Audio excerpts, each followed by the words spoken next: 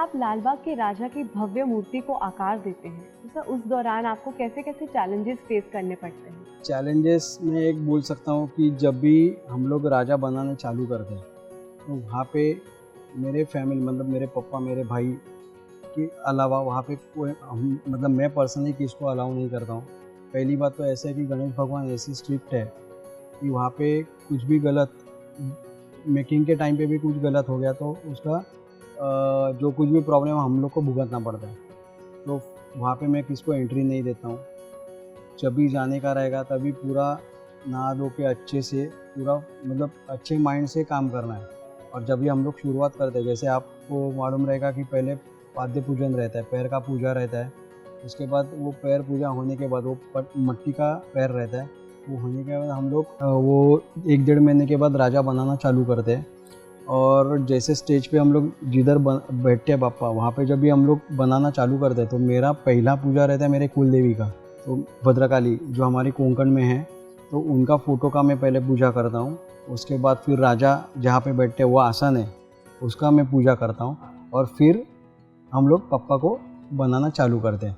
तो ये सब मेरा प्रोसेस है। 1-1.5 महीना लगता है बापा बनाने के लिए। तो वो टाइम पे मैं स्ट्रिक्टली सबको अवॉइड करता हूँ, क्योंकि मुझे मालूम नहीं रहता बाहर से कोई कहाँ से आया है, कुछ बोल नहीं सकते।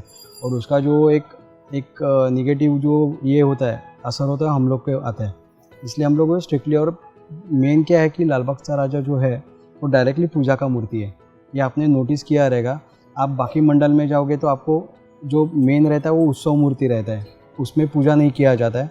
और जो मेन पूजा का मूर्ति है वो अलग से आपने देखा रहेगा, छोटा, जिसमें प्राण प्रतिष्ठा होती है। और राजा में डायरेक्टली प्राण प्रतिष्ठा होती है।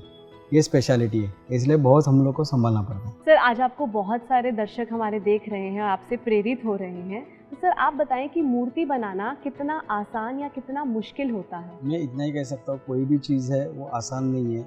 आपको पूरा डेडिकेशन उसमें देना ही पड़ता है। ऐसे नहीं कि मैं इतने सालों से, अभी मोर देन 90 ईयर्स हम लोग का ये बिज़नेस है।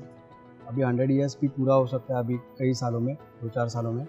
तो मैं इतना ही बोल सकता हूँ कि बिज़नेस कोई भी रहे, हम लोग खाली बिज़नेस के हिसाब से देखेंगे तो उसमें वो मज़ा नहीं है और आपको वैसा रिटर्न भी नहीं मिलेगा।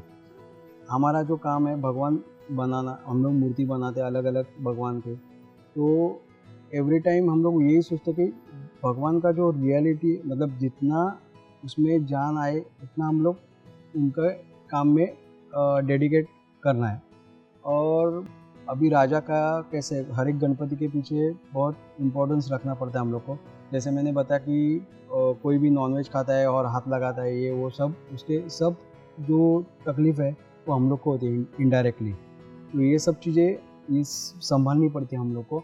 और गणपति का कैसा है कि गणपति बुद्धि के देवता है, बुद्धि के देवता, राइट। तो हम लोग राजा जब भी बनाते हैं तभी हम लोग का कुछ डिसाइड नहीं रहता है कि आप देखिए हर साल हम लोग जो राजा का थ्रोन रहता है, सिंहासन, वो अलग अलग तरीके का रहता है। आपने सोचा रहेगा, उसमें हम लोगों ने इन्वेंट किया 2003 से। तो पहले खाली एक सर्कल होता था, पीछे आर्च रहती थी, वही एक कॉमन डिज़ाइन और 2 शेर रहते थे साइड में आसन में। तो हम लोगों ने ऐसा डिसाइड किया, पप्पा ने और मैंने, कि चलो राजा को हम लोग कुछ अलग देने का एक प्रयास करते हैं। उसमें कितना सक्सेस होगा हम लोग को मालूम नहीं। मैंने औल किया था, बाद में औल का ये था, आर्च था, प्रबॉल था। उसके बाद कछुआ, ऐसे अलग अलग, पर जो भगवान के रिलेटेड है, भगवान के वाहन है, विष्णु के वाहन गरुड़ है, तो हम लोगों ने उसका भी किया था। लक्ष्मी जी का वाहन ये है, औल है। तो वो हिसाब से हम लोगों का भी, क्योंकि लोगों को मालूम नहीं रहता कि कौन से भगवान का क्या वाहन है, तो एटलीस्ट हम लोग राजा के ज़रिए वो बता देते हैं। और ऐसा है कि वो गणपति बप्पा से भी रिलेटेड है, तो वो हिसाब से हम लोग पूरा उसका स्टडी करके ही हम लोग ये बापा बना मतलब सिंहासन बनाते हैं। तो एक अलग ही चैलेंज है वो।